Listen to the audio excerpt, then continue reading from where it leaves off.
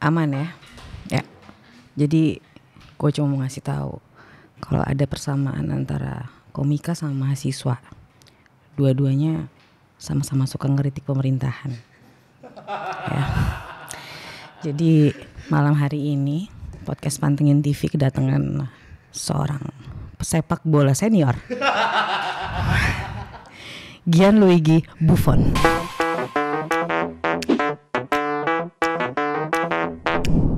Selamat datang.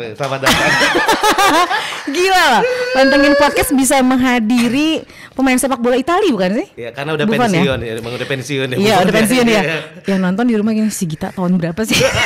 Tahu Buffon. Buffon tuh udah lama ya, ketahuan angkatan ya. Udah lama, udah ketahuan angkatan kita sih sebenarnya. Akhirnya udah naturalisasi Indonesia ya, kok bisa bahasa Indonesia sih? Cukup lama diceleduk sih. Gianluigi Kristoikov Gersang. Yes. 30 Juli 1993, Leo. Betul. Wow, hari ini kedatangan komika yang setiap kali kalau gue lagi break shooting scroll TikTok ada aja gitu di depan layar handphone aku kan. Itu antara seneng dan deg-degan. Kenapa? Kan nyari deg-degan sendiri. Karena tidak berekspektasi itu terjadi. Oke. Tidak berekspektasi itu terjadi. Tapi ternyata yang nonton banyak. Yang nonton banyak gitu loh. Dan sampai ada satu video yang orang yang dikritik nonton. Yang mana tuh? Yang tes urin? Bukan, kementerian apa yang karyawannya cuma satu. Satu doang. Maksudnya itu kan Pak Erick Thohir kan? Erick Thohir. Terus DM? Ada timnya ngechat, terus kebetulan kenal. Ngechat, dan ngechatnya gini, bro kenal orang ini nggak? Terus di forward ke gua kan. Kayak, please bilang enggak. Takut ya? Terus ternyata Pak Erick bilang, oh bagus kok. Cuman ada kata koknya di belakang. Oke. Jadi koknya itu apa ya, koknya ini artinya apa ya? Ya. Oh jadi lo sepanjang bikin konten-konten tentang pemerintahan sebenarnya lo juga masih takut ya? Sebenarnya takut tuh karena tidak diterima dengan baik oleh orangnya gitu.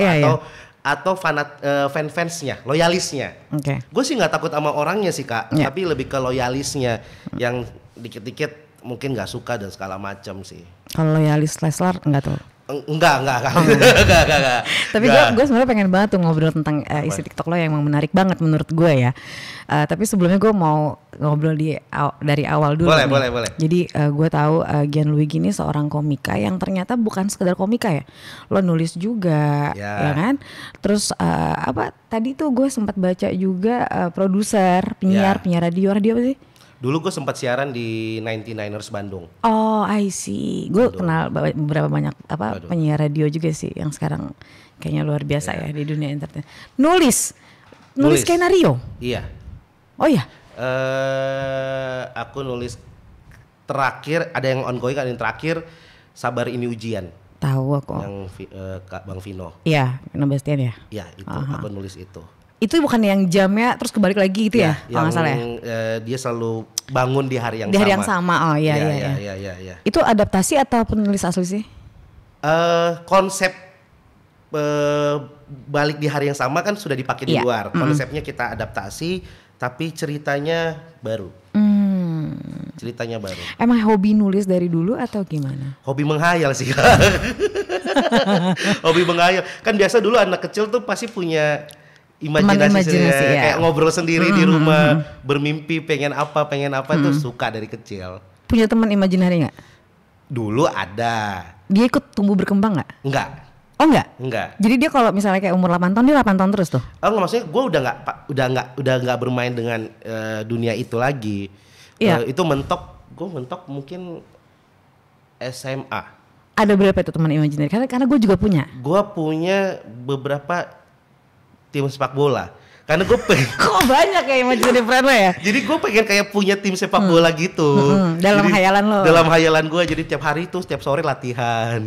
Nah jadi tuh lo tumbuhin tuh tokoh-tokohnya di kepala lo ya kan? Di kepala gue. Terus. Gitu, jadi punya gue sampai berkayak kalau dari pemain bola terkenal nanti sambil jalan tuh bisa kayak sambil gue pikirin kayak sorry kamera enggak ya kamera. Itu gue banget lagi. dulu gue juga punya teman imaginary. Apa namanya teman imaginary gue, tapi jadi kalau gue agak sedih ceritanya. Tapi gue sih fine aja ya, karena gue anak tunggal. Oke. Anak tunggal, nyokap gue kerja single parent, jadi gue hidup cuma sama maid doang sama ART. Kan gak ada teman ngobrol. Jadi gue terus gue nggak boleh keluar karena nyokap gue takut diculik kan. Karena zaman itu penculikan anak gitu kan. Jadi gue menumbuhkan itu tuh teman-teman imaginary suka ngomong sendiri ke tembok. Tahu gak sih kamu? Aku kan pulang sekolah ya, nanti kita mau main ini. Hah, kok kamu nggak datang ke rumah aku kayak gitu? Sampai mbak gue pernah takut sama gue. Karena ngobrol sendiri itu. Iya, Bu. Itu non kita suka ngomong sendiri, saya takutnya dilihat setan gitu. Sampai gue mau dibawa ke psikolog, terus gue dibawa ke kaseto. Karena dikira itu stres, bukan stres sih, kayak takutnya ada gangguan. Lo nggak sampai gitu ya? Enggak sih. Lo kurang lo berarti. Mungkin karena tidak sama. Gue juga karena nyokap sibuk, single parents. Jadi gue main, adik gue terlalu jauh jaraknya. Terus akhirnya main sendiri di rumah. Ketika semua tidur gue main di luar. Jadi kayak di garasi rumah gue tuh kayak gue menghayal ini sebuah pertandingan. Gue jadi pelatih, gue jadi ini kayak. Tapi kalau di videoin tuh keren kali ya. Jadi lo bermain berbagai karakter di situ kan. Iya. Dari situlah gue suka menghayal segala macam gitu loh. Akhirnya mulai menulis. Gue nulis, jadi mungkin kalau secara timeline di gue suka dunia panggung.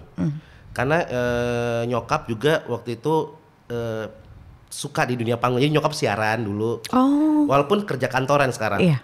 Terus kalau di kantornya dia suka bikin kayak kabaret. Dan dari kecil tuh gue ikut ngeliat.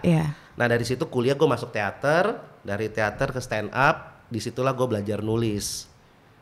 Barulah gue menulis beberapa film pendek. Terus video klip sampai ke terakhir film. Sorry, berarti kuliah apa sih, Gian? Sangat jauh dari apa yang aku lakukan sekarang. Apa? Manajemen pemasaran. Loh, tadi katanya waktu kuliah teater. Oh, teaternya di luar kuliah. Gue pikir mataku. Enggak. Oh, unit kegiatan di dalam kampus lo itu teater. Justru lo sekarang itu berangkat dari si unit kegiatan itu. Unit kegiatan itu. Oh, jadi yang paling penting bukan fakultasnya ya? Tidak juga. Jangan menggiring ke sana. Tapi unit kegiatannya ya berarti ya. Semua jalan beda-beda. Ya, benar. Aku dapat jalannya di situ. Waktu itu belajar banyak halnya di sana, Kak. Tapi selesai kuliah? Selesai pokoknya 3 kali ganti rektor lah. 3 kali ganti, berarti panjang. Berarti bisa dibilang nanti yang nonton juga mahasiswa-mahasiswa baru nggak perlu takut untuk lama kuliah ya, karena akan bisa sukses juga. Lulus tuh bukan tepat waktu, tapi di waktu yang tepat. Bener banget tuh itu, di waktu yang tepat bukan tepat waktu ya. Dan ketika kalian lama, ingatlah kalian bukan mahasiswa abadi, tapi kalian donatur tetap. Jadi jangan takut. Jangan takut. Awal mula stand up comedy lu keren ya. Sampai kata akhirnya pas pertama kali lo open mic, gak ada yang ketawa. Tapi itu keren loh. Biasanya kan orang akhirnya karena ketawa kan. Iya. Kalau nggak ada yang ketawa tapi jadi sukses kan, tuh kan menurut gue jadi luar biasa. Betul. Open mic pertama gue nggak lucu. 2012, 9 Januari 2012. Ingat tuh ya. Masih ingat karena itu nggak lucu. Materi apa yang lo bawa di 9 Januari 2012? Karena gini, ada 2 nih menurut gue stand up comedian itu nggak lucu. Karena gue suka banget nonton stand up comedian tuh di YouTube kan. Antara jokesnya itu memang nggak termakan sama audiensnya, atau nyampeinnya, misalnya punchline-nya tuh kurang pas di saat yang tepat gitu. 9 Januari itu gue membawa materi-materi yang jokes-jokes yang sudah ada di internet. Jadi tidak nulis lah gue, Kak. Tapi gue inget, kayaknya emang akarnya dari sini. Ada satu jokes gue tentang memperebutkan kursi kekuasaan. Terus? Gue lupa jokesnya kayak gimana, tapi sudah ada jokes itu tuh. Intinya kalau nggak salah, intinya ada pejabat ngajar di kampus, kemana-mana bawa kursi, karena takut kursinya diambil. Nyeleneh gitu lah ya. Sudah ada jokes menyerempet yang terjadi hari ini, sudah ada dulu dari awal, dan itu tidak lucu. Yang cuman yang gue bilang adalah yang lucu tuh satu materi di awal. Gue bilang gue ini punya keturunan Cina. Dengan tampang gue kayak gini orang ketawa dulu.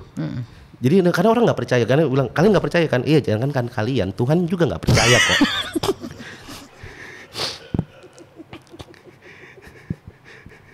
Nyokap gue putih, gue juga putih kok, putih tua.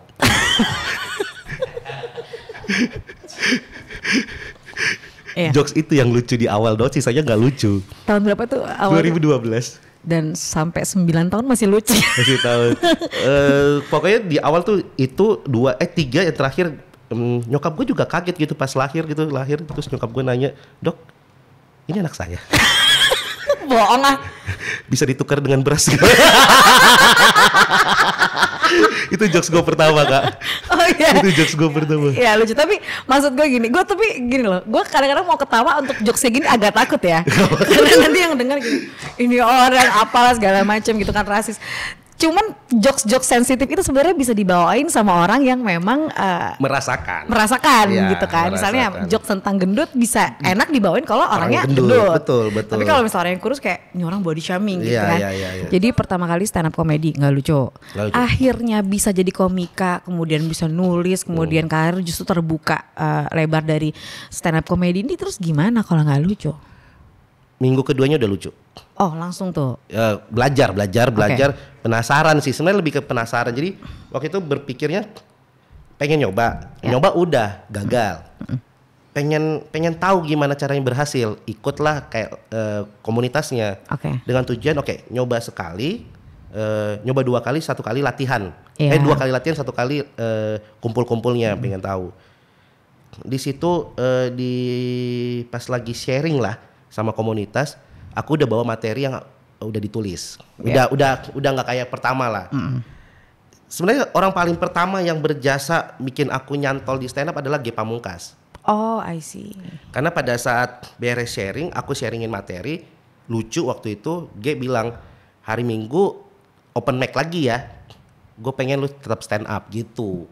Dari situlah Bu. Dari situ sampai sekarang. Jadi sebenarnya yang bikin nyantol waktu itu adalah kata-katanya G. Gitu. Terus akhirnya bisa kerja bareng Ernest, tuh bisa bikin cerita untuk film. Itu gimana? Penulisan tuh nggak segampang itu karena gue lumayan hobi nulis. Diawali dengan bikin cerpen, kemudian sampai besar mulai main sinetron dan lain sebagainya, akhirnya bisa ngelihat format naskah, mulai belajar nulis sampai sempat short course dan nggak gampang kan proses penulisan itu. Akhirnya bisa nulis apa tadi judulnya tadi yang sabarin ujian. Iya, sabarin ujian itu sampai di titik itu sendiri atau bareng nulisnya? Supervisi dari Bang Anggi Umbara. Oh. Terus aku ngajak 1 orang untuk tandem discuss, Erwin namanya, anak stand up juga, untuk tandem nulis lah. Jadi sampai titik itu sih karena emang udah suka dunia teaternya, suka dunia storytelling, cerita lah segala macem. Semua sih otodidak sih, Kak. Jadi emang aku kayak banyakin referensi, terus ngelihat beberapa karya tulisan teman-temanku juga, kayak misalnya Bene yang di Benedion, aku lihat cara nulisnya segala macem, dipelajarin aja gitu, pelajarin otodidak.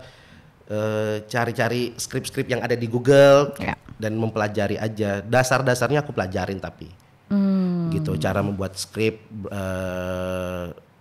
kayak berapa babak segala macam aku pelajarin. Ayo dapat penghargaan ya di Piala Maya ya? Piala Maya nominasi di Festival Film Wartawan. Puji Tuhan penulis skenario terbaik komedi. Wah, congratulations, keren banget sih. Aduh, pengen deh kayak kamu deh. Aduh, aku pengen kayak kita. Tapi aku selalu berpikir enggak sih, sebenarnya yang lebih bagus, lebih baik pasti lebih banyak. Cuman menikmati prosesnya aja sih. Kalau aku tuh selalu berpikir kayak gitu. Aku yakin kok di luar sana yang lebih lucu, lebih bagus, lebih punya skill banyak. Tergantung siapa yang bisa tahan dan menikmati proses. Benar sih. Dan tergantung kepada siapa Tuhan menitipkan cerita. Betul, itu dia. Karena cerita Sabar Ini Ujian bener. Menurutku jodoh aja sih. Karena pada waktu itu Bang Anggi Umbara datang bawa ide cerita yang dimana ide ceritanya aku juga punya. Oh, jadi sama-sama ide cerita yang sama lah gitu. Konsep cerita yang sama. Dari kata penyesalan. Pengen mengulang terus hidup. Coba ya kalau kemarin gua ngambil keputusannya iya. Bang Anggi juga punya konsep yang sama. Akhirnya emang jodoh aja. Jadilah Sabar Ini Ujian. Gitu. Keren ya. Jadi artinya juga kalau misalnya orang di luar sana dia udah nulis atau dia ngelakuin satu pekerjaan yang dia ngerasa nggak sukses ya sabar. Sabar karena ini ujian. Sabar ini ujian karena setiap orang kalau bagiku setiap orang punya proses yang berbeda-beda, punya waktu yang berbeda-beda. Tinggal kita nunggu kapan kita ketemu orang dan waktu yang tepat. Yang di saat kesempatan ada kitanya siap gitu. Siap itu dia. Ya benar. Ernest Prakasa, Benedion, kemudian siapa lagi ya komika yang Raditya Dika. Kenapa gimana sih ceritanya mereka itu? Karena mungkin gue belum punya kesempatan untuk undang mereka di sini, tapi gue penasarannya udah bertahun-tahun. Mereka bisa jadi director, tiba-tiba jadi penulis, kemudian dan rata-rata filmnya sukses.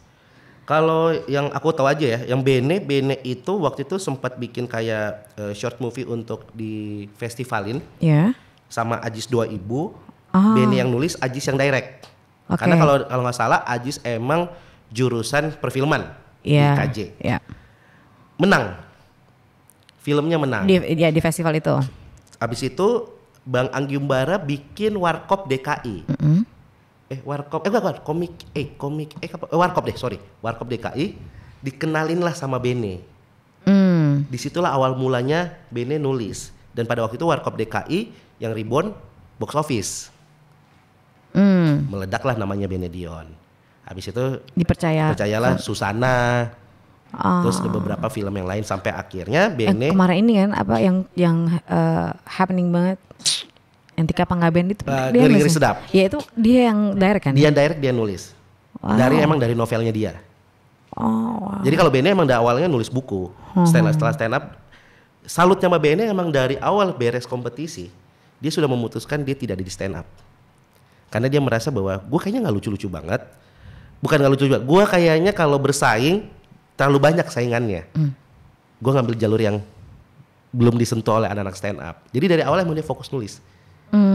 Bene. Kalau kayak Ernest gitu-gitu? Kalau nggak salah yang film pertama dia kan yang bukan Cek Toko Sebelah. Ngenes ya. Baru apa Steve Pensil. Ya, Ngenes kan dari buku. Bukunya oke. Semua itu berawal dari buku anak-anak. Buku oke. Dibelilah sama salah satu PH dan dia filmin. Dan pada waktu itu diberi kepercayaan kedua lagi. Tapi biasanya mereka pertama kali ngedirect karena gini, nulis apa segala macam mungkin udah bagian dari kemampuan mereka, karena sebelum open mic kan pasti kan nulis materi. Tapi ketika ngedirect itu kan beda. Mereka biasa disupervisiin dulu nggak sih di awal? Rata-rata ada co-directornya. Ada co-director, bukan mereka jadi co-director. Jadi didampingin. Sama director. Sama director yang besar lah. Termasuk film Bayu Skak tuh apa ya? Ada juga. Yowis Band ya. Bayu Skak kan didampingin sama Mas Fajar Nugros. Iya, didampingin. Lorati ini? Lorati dia sendiri. Jadi berarti oke. Akhirnya gue sekarang nemu jawabannya. Biasanya mereka bikin buku, kemudian bukunya meledak, akhirnya mereka nulis skripnya. IP-nya dijual. Akhirnya mungkin sebagai, gue nggak bilang gimmick sih. Ya udah lo ngedirect karena kan lo tahu banget nih skripnya kayak apa. Tapi didampingin sama director besar, kemudian sukses, baru mereka dilepas dan jadi director sendiri gitu. Rata-rata yang dari buku setauku kayak gitu. Gue tadi gue sempat lihat ke Wikipedia lo, terus kemudian gue ada satu kerjaan lo yang gue ada kerjaan ini ya gitu. Konsultan komedi. Iya. Itu apa sih? Konsultan komedi film apa gitu? Sebenarnya konsultan komedi sebenarnya kata lain jadi dari co-director sih sebenarnya. Tapi komedi. Kalau misalnya kalau fighting kan ada. Iya, ada director fightingnya ya. Sama, ini komedi. Jadi kalau misalnya dalam satu skenario film ada scene part-part komedinya, lo yang ngedirect? Ngedirect bagaimana mendeliverinya, timingnya, terus bagaimana tidak menjadi slapstick ya. Iya. Sehingga itu tetap bagian natural, bagian cerita gitu loh. Ada benda apa di sekitar situ yang bisa dimainin, mengarahnya kemana. Yang paling sulit kan ketika dalam komedi ada dramanya. Jadi bagaimana tetap dramanya terjaga tapi komedinya itu smooth. Ini gue yang kurang pemahaman atau mungkin gue kurang informasi. Akhirnya ada konsultan komedi ini setelah banyak komika yang ada di dunia film, atau emang dari dulu kalau film komedi ada konsultan komedinya sih? Kayaknya sudah ada tapi tidak familiar dengan namanya. Jadi memang belakangan ini baru lumayan familiar. Familiar ya? Ketika kalau nggak salah orang pertama yang memperakasai, maksudnya yang jadi komedi konsultan, Ari Kriting atau Ajis Dua Ibu, dua orang itu. Di film? Kalau Ari Kriting seingatku adalah Cowboy Junior the Movie. Oh gitu, menarik ya. Iya, baru habis itu ada Ajis, Bene awal komedi konsultan juga, baru ada namanya Awe. Nah itu mereka, jadi biasa kita dari reading, reading kita udah ikut. Tapi kan biasanya direkturnya juga komedian, kenapa nggak dia aja sekalian? Toh kan memang dia juga punya sense of humor yang baik pasti gitu. Untuk meyakinkan bahwa komedinya bisa tebal, jadi dia tidak fokus, dia kan bisa fokus ke hal-hal yang lain kalau direkturnya. Supaya ada yang lebih fokus untuk ngurusin part komedinya ini gitu ya. Yes. Dan biasanya yang sefrekuensi, misalnya direkturnya komedian, komedi konsultannya komedian juga, pasti itu yang satu aliran jokes lah atau pemahaman sefrekuensi cara bercanda sih. Oh iya, pantesan beberapa banyak film-film komika itu komedinya dan film komedinya komika tuh meledaknya luar biasa ya. Dan banyak film-film yang bukan komedi tapi ada beberapa scene komedinya, pasti ada komedi konsultannya sekarang. Oh iya, mungkin karena itu ya, karena akhirnya jadi rapih gitu. Komedinya jadi natural, tidak yang dibuat-buat gitu kan. Dan paling susah tahu sebenarnya bermain di area itu kayak susah ya, mainin komedi itu susah banget, bikin orang nangis tuh masih gampang. Banyak ornamen di luarnya yang bisa juga bikin orang nyanyi kayak misal backsound apa segala macam. Kalau komedi itu kan lo dari kalimatnya dari timingnya, gestur segala macam dan bagaimana caranya scene itu bukan scene tempelan. Gimana scene itu emang adalah scene yang harus ada tapi emang lucu. Oke. Kesulitannya di situ. Komika yang paling lucu menurut lo siapa sih? Aku kalau ditanya Adriano Colby. Dan gue ngelihat komika-komika ini tuh orang-orang yang berani, yang well knowledge banget gitu, yang juga kritis gitu kan. Rata-rata mereka biasanya juga pasti mereka bisa nulis, kemudian berkembangnya bisa jadi director apa segala macam seperti yang lo bilang. Tapi kenapa mereka rata-rata suka banget mengkritisi pemerintah sih? Gak sedikit loh yang bisa disebut. Salah satunya udah pasti lo, Mamat, Bintang Emon, Kiki Saputri gitu kan, Panji gitu. Kenapa? Kayak kritis banget gitu. Mungkin fase hidup ya. Mungkin dulu waktu kuliah pasti nggak ada kepikiran bahas pemerintah karena stand up kan bicara keresahan. Nah waktu kuliah ya keresahannya kan pacaran, kos-kosan, kuliahan. Oh berarti Indonesia ini meresahkan buat lo? Bukan Indonesianya. Bagiku bukan mengkritisi menjadikan politik komedi, tapi politik itu adalah komedi. Bagiku politik adalah komedi karena apa yang terjadi di politik udah lucu kok, tanpa harus dikomedikan. Bagiku gitu. Sudah hanya disampaikan, tapi kalau lucu bukan karena kita melucu ya. Betul. Karena panggung politiknya sendiri yang udah lucu. Karena gitu. Faktanya udah lucu. Faktanya udah lucu kok. Jadi nggak perlu dikomedikan. Kita nyebutin faktanya udah lucu kok. Paling lucu apa sih yang terjadi di negeri ini? Ada Menpora yang nggak hafal lirik Indonesia Raya, dan itu kan lucu. Terus sekarang. Coba sebutin 10 kelucuan dari negeri ini. Oke, yang bagiku lucu ya. Ada Menpora nggak hafal Indonesia Raya itu lucu. Menpora tapi namanya pemuda tapi menterinya nggak muda, itu kan lucu ya. Itu kan lebih ke diatur orang tua ya. Terus. Yang kemarin dipanggil presiden, dipikir mau kasih arahan, ternyata tes urin. Siapa sih tuh? Jadi ada momen di mana pada hari itu, walaupun dibantah beritanya ya. Ini makanya bapak-bapak di pemerintahan koordinasi gitu loh, jangan infonya keluar dulu gitu loh. Jadi kan kita kan langsung, wah ini bahan nih. Jadi pada hari itu seluruh jajaran tinggi kepolisian Konoha, negeri Konoha kan, ya. Itu dipanggil oleh presidennya, oleh Hokage, oleh Hokage, dengan tidak boleh bawa pensil, nggak boleh bawa alat tulis dan ajudannya, bahkan handphone nggak boleh.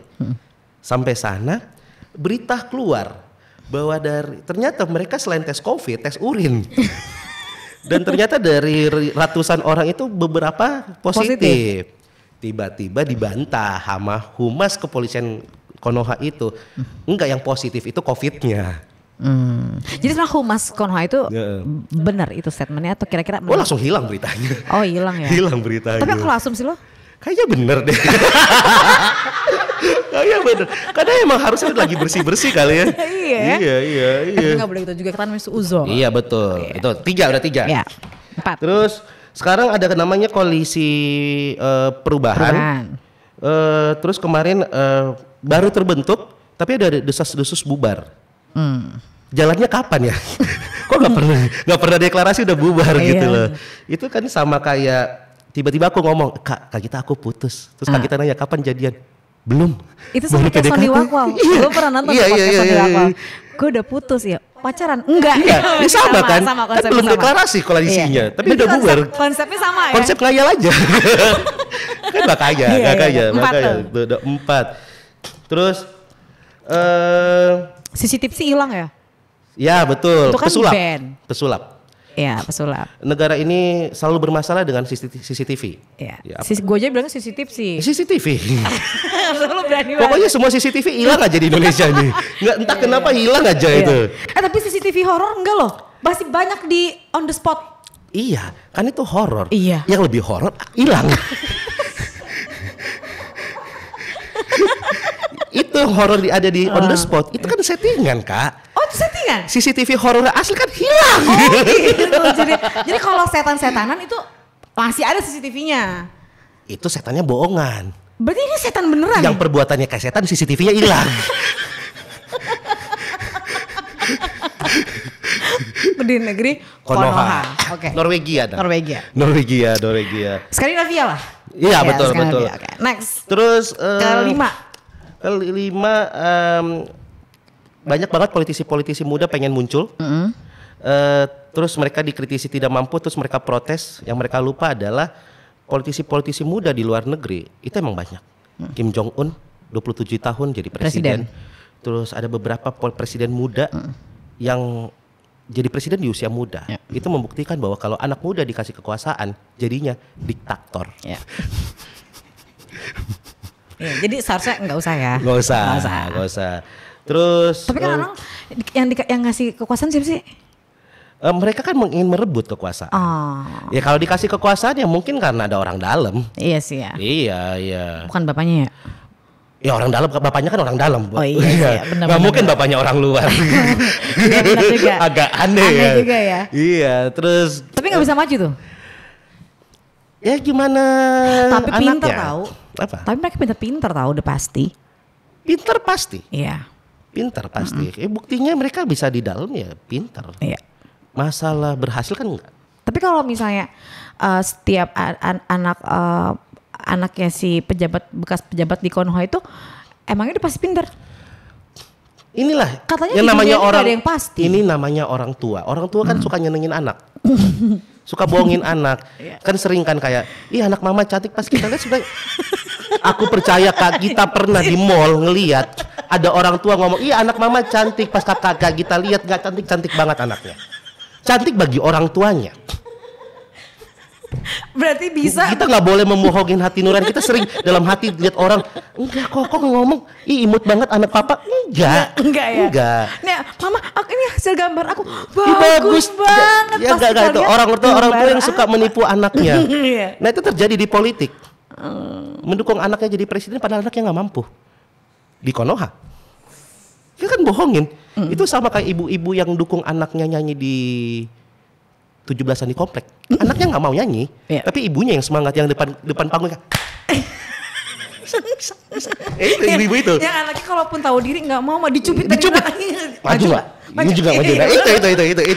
Itu. Itulah politik itu. Oh, yang mana sih yang kayak gitu kan banyak? Oh banyak, ada 2 lagi. Merah dan biru. 2 lagi deh, nggak usah banyak lagi. 6. Aduh. Emang yang warna merah itu emang sama-sama suka blunder. Oke. MU dan Partai Merah suka blunder. Dan sama-sama punya sosok yang suka dikritik sama netizen. Di MU ada Maguire. Di merah ada mbak-mbak itu. Oke, mbaknya siapa? Mbak anak yang si ibu tadi yang dicubit gitu tuh. Ya, si mbak-mbak itu. Mbak-mbak yang iya. kayak gitu ya. Yang jibus aja. Tarian baru. Tarian baru. Iya. Iya benar. Dan Maguire sama mbak-mbak itu punya persamaan. Apa tuh? Sama-sama suka blunder.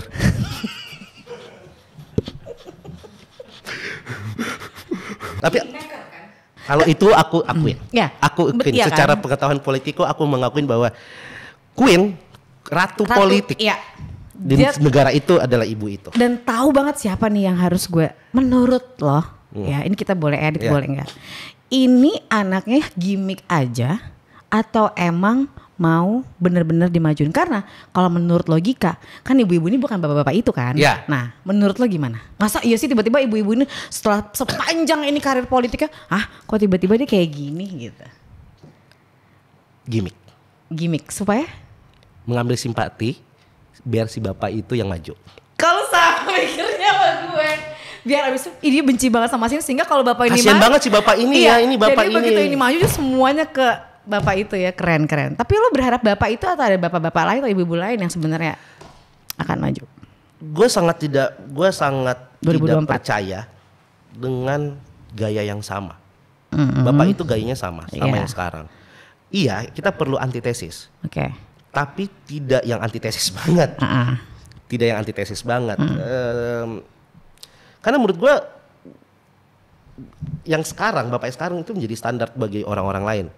Gitu loh. Karena ya dari bapak yang sebelumnya udah ada standar, dia standar lagi.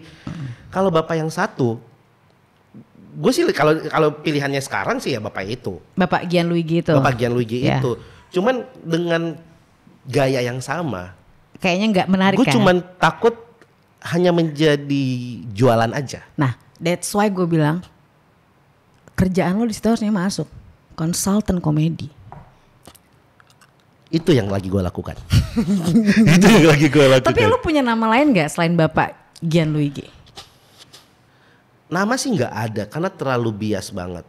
Kalau nama gue bakal sebut Bu Susi. Oh kalau gue cowok. Cowok siapa? Pak Mahfud kalau gue pengen. Gue juga ada itu. Cuman atau ganda campuran tuh keren ya? Gue gak yakin Pak Mahfud. Kenapa? Karena politik 2024 adalah riset dari nol. Itulah alasan kenapa Mahfud MD, menurut analisis gue ya, gue gak usah tahu deh. Gak apa-apa kan kita bebas. Itulah alasan kenapa Mahfud MD batal jadi wapres. Di tahun sebelumnya? 2019. Karena kalau 2019 Pak Mahfud MD jadi wapres, kemungkinan 2024 Pak Mahfud MD maju gede. Dan mereka lagi pengen ngeriset 2024 kembali dari nol semua. Akhirnya pasangannya baru semua ini. Oh, bukan orang yang ada di dalam koalisi. Kalau menurut lo kenapa Pak Mahfud nggak jadi wapres di periode kemarin? Karena pengen 2024 pengen semua balik dari awal lagi. Bukan karena kalau Pak Mahfud yang jadi temennya kemungkinan kalah. Iya, itu juga ada. Kemungkinan kalah ada satu, karena si ibu tuh pintar banget membaca ruang gerak. Ya. Itu satu, dan yang kedua adalah biar 2004 kembali dari nol, kembali ke nol. Sehingga nama-nama baru yang muncul. Tapi ini udah 2022 akhir, kayaknya nggak ada yang bold banget menurut gue. Kalau Pak Andika Kangen Band juga kan nggak lah. Ya. Nggak tahu ya. Karena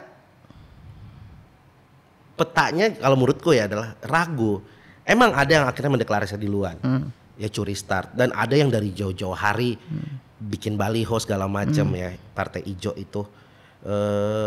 Tapi menurut gue gak ada yang membrandingkan diri dengan baik sih. Beda dengan bapak yang sekarang. Iya. Ketolong waktu dia menjabat di daerah. Brandingannya udah bagus. Udah bagus, iya sih.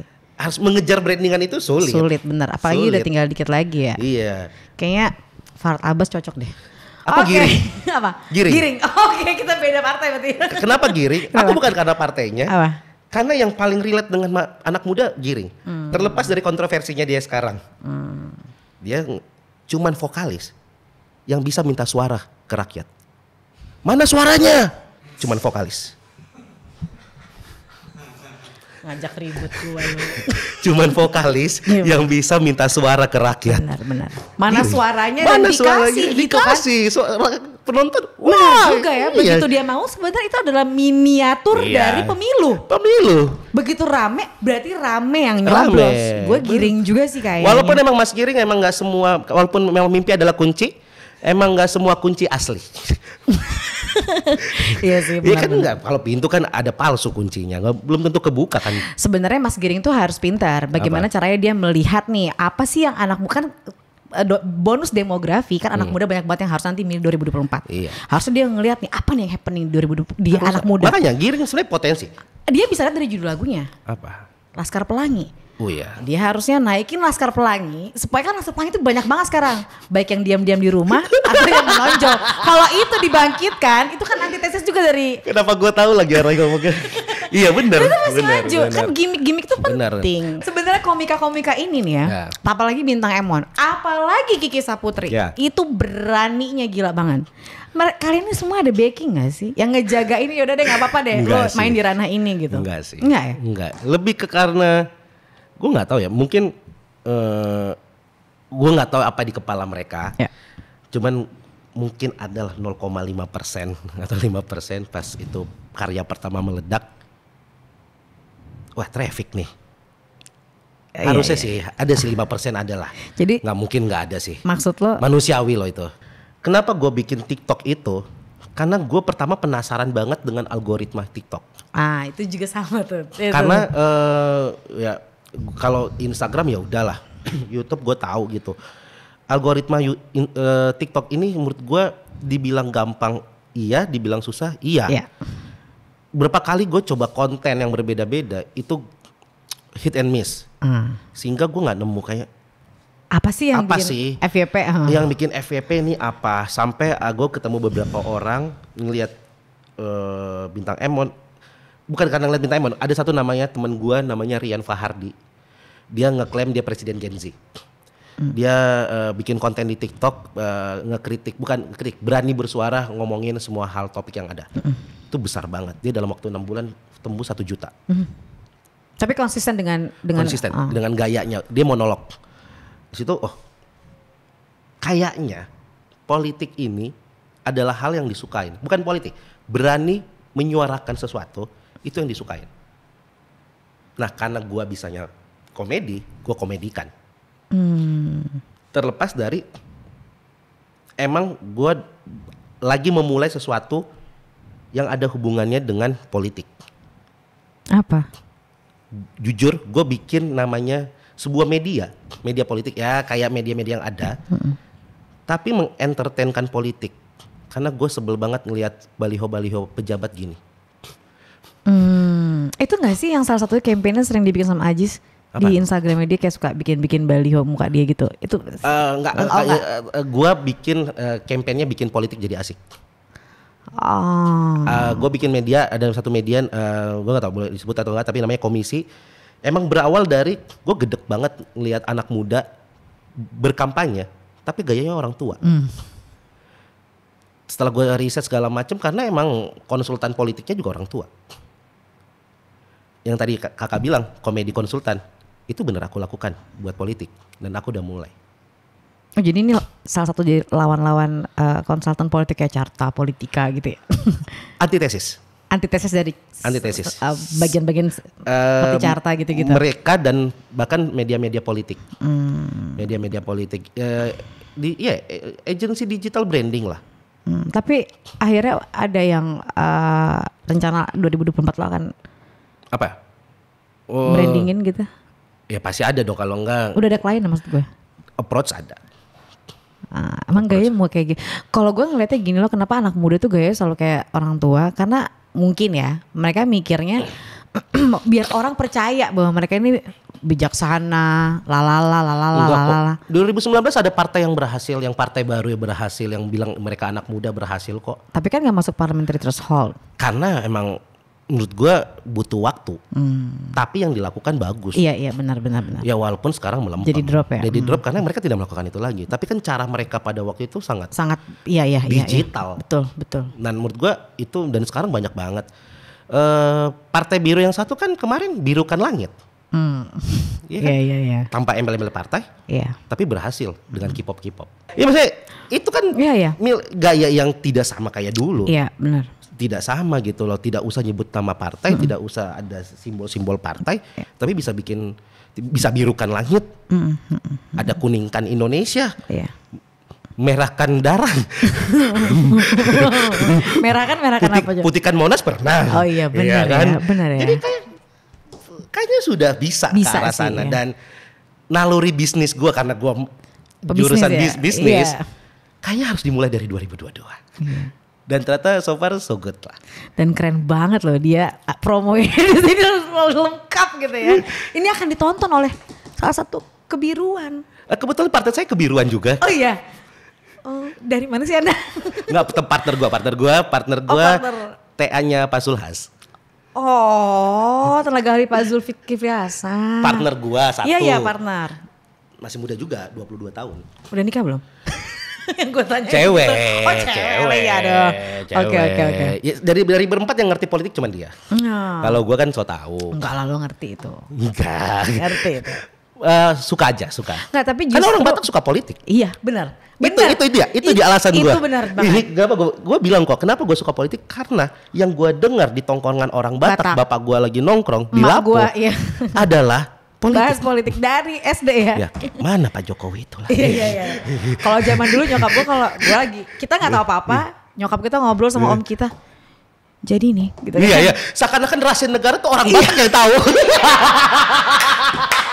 Kalau masih maju Soeharto ini, gue bilang nyokap gue ini siapa sih sebenarnya? Kalau kalian pengen tahu rahasia negara, ngobrol lah sama orang Batak. Itu valid. Benar, rahasia negara itu ada di dalam Lapo. Ya, di dalam Lapo, di dalam rumah setiap orang Batak. Iya. Dan setiap warung depan gereja. Benar. Kalau lo mau tahu siapa itu pejabat aslinya kayak gimana, masukin tempat itu. Lo berharap apa sih 2024?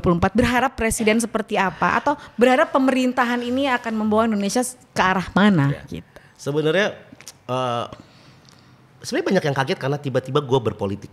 Gue masuk ke dunia politik. Padahal enggak.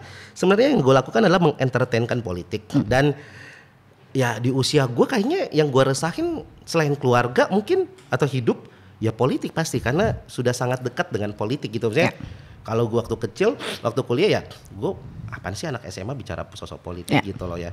Ya terlepas dari teman-teman yang turun di jalan ya. Gue nggak, ini opiniku.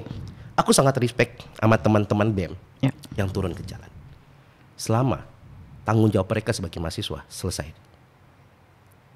Jangan turun ke jalan mulu kuliah nggak benar. Jangan bilang turunkan koruptor tapi di rumah uang SKS diambil.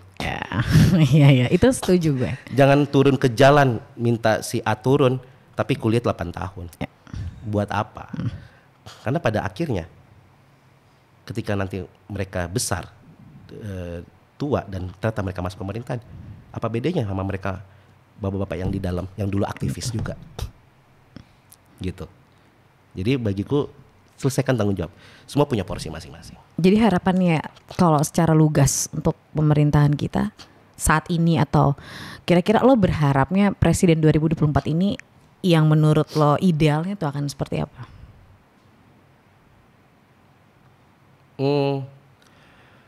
Idealnya menjadi titik putih di kertas hitam, itu aja.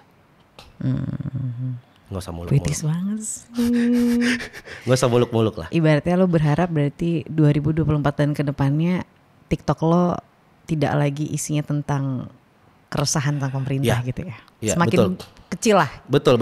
Maksudnya semakin selama TikTok gue masih FVP, berarti yang resah masih banyak. Malah gue happy kalau nggak ada yang nonton, berarti tidak relate mungkin dan tidak merasakan gitu loh. Itu sih. Ya minimal dia bisa membawa satu hal titik kecil aja yang bisa menjadi pembeda di circle itu. Keren. Nggak usah muluk-muluk lah. Nggak usah bilang basmi korupsi. Menurut gue nggak akan. Korupsi nggak bakal habis sampai kapanpun. Gue yakin itu. Dan nggak apa-apa. Bukan nggak apa-apa. Diberantas terus harus. Tapi menghilangkan korupsi susah. Kenapa? Dari akar pendidikan di rumah pun itu sudah terjadi kok. Gue pernah bilang itu tuh sama teman gue. Kenapa sih kita heboh banget sama koruptor? Orang dulu aja uang sekolah lu lo ambil sisanya apa Betul. segala macam sama aja kok siapapun gue bilang Betul gitu betul. kan. Korupsi, bohong itu kan Markup apalah di kantor, di lokasi syuting, gue bilang ngapain mesti teriak-teriak korupsi. Selama uang hasil warung lu bilang nggak ada kembaliannya, nggak usah bilang turunin koruptor. Tolong buat kalian yang waktu SD ditanya kembaliannya mana dibilang habis. Harga gula naik, tolong perbaiki diri Anda sekarang. Jangan sok-sokan kritisi koruptor. Iya, bagi kalian yang mungkin zaman kuliah tiba-tiba mah nih SKS nih beli buku baru, tapi uangnya dipakai buat mabok sama pacar. Gak usah sosok turun di jalan bilang basmi korupsi, nggak usah. Kesel gue. Maksud gue korupsi, bully, orang bilang kita harus hanguskan, kita harus bikin perubahan biar bully nggak ada di Indonesia. No, bagi gue bully tetap harus ada dan bakal tetap ada. Susah ngilangin itu karena itu menjadi budaya. Bercanda-bercandaan bully itu jadi budaya kayak tadi kita bilang. Dan memperkuat mental juga nggak sih sebenarnya? Itu dia. Itulah kenapa gue bilang Gen Z jangan jadi pejabat, Gen Z jangan jadi politisi, karena dikit-dikit butuh healing, dikit-dikit butuh staycation. Iya, dikit-dikit dibilang ini ngerusak mental health. Iya, gue cuma takut kalau Gen Z jadi politisi, terus dia di demo sama mahasiswa di depan DPR, itu dicuekin, malah diomongin di close friend. Anjir. Iya benar. Apaan sih itu demo-demo? Nggak tahu lagi makan siang. Iya. Butuh staycation nih. Iya. Dan mungkin kalau nanti Gen Z jadi pejabat, ketika ada yang kritik, jangan-jangan bisa jadi bunuh diri ya. Iya. Gak sanggup mentalnya. Wah keren ya pejabat kita ngelakuin kesalahan langsung bunuh diri. Enggak, dia emang punya masalah mental aja. Iya benar. Enggak, tapi ya harapan gue tadi gue bilang gue usah muluk-muluk, korupsi bakal tetap ada. Karena kalau yang sekarang dilakukan bagi gue itu bukan cabut akar, tapi ngerabihin semak belukar. Terlihatnya indah. Tetap indah. Tapi semak belukar kalau dipangkas kan hijau banget. Kayak rumput. Tapi bukan berarti itu harus ditanduskan dan dihilangkan karena nggak mungkin juga. Harus potong berapa generasi? Harus bumi hanguskan berapa generasi baru kita di Indonesia nggak ada korupsi. Itu masalah pendidikan dari awal, dari rumah dulu. Gianluigi for president. Enggak. Keren. Pertanyaan terakhir. Enggak, tadi kan aku bilang kenapa aku nggak mau jadi presiden? Karena aku takut aku bakal sama kayak mereka ketika di dalam. Lo nggak mau tanya kenapa gue nggak mau jadi presiden? Kenapa? Nggak mau. Kenapa? Gimana pertanyaannya? Kenapa nggak mau jadi presiden? Siapa bilang gue nggak mau? Kenapa? Gue menantikan korupsi itu. Ya benar. Berarti kan sama jawaban gue. Iya kalau gue mau. Kalau gue ditanya lo mau jadi pejabat, ya mau pasti. Iya. Karena korupsi di dalam. Iya. Tapi kalau gue dengan omongan gue lugas, gue nggak mau. Kenapa? Karena gue pasti akan jadi. Karena 70% gue bakal jadi sama kayak mereka. Orang anak muda di DPR 3% doang kok. Ya. Mau bawa perubahan apa 3%? Yang ada 3% itu ya yang ikut berubah seperti yang atasnya. Menjadi 100%. Ya. Menjadi 100%. Benar-benar. Keren banget sih. Pertanyaan terakhir buat Gianluigi. Apa? Menurut lo siapa pembunuh Brigadir J? Oke, aman ya? Aman ya? Aku kasih tebak-tebakan. Oke. Apa perbedaannya? Apa? Sapu lidi sama polisi di Konoha. Sama-sama. Apa perbedaan? Sorry. Oh, perbedaan ya. Apa perbedaannya? Kalau polisi, gue gak ngerti nih, gak tahu nih. Aman Pas. Ya? Aman ya. Kalau sapu lidi bergerak srek. Kalau polisi dor. Terima kasih sudah menyaksikan Pantengin TV hari ini. Mudah-mudahan masih ada episode berikutnya. Thank you.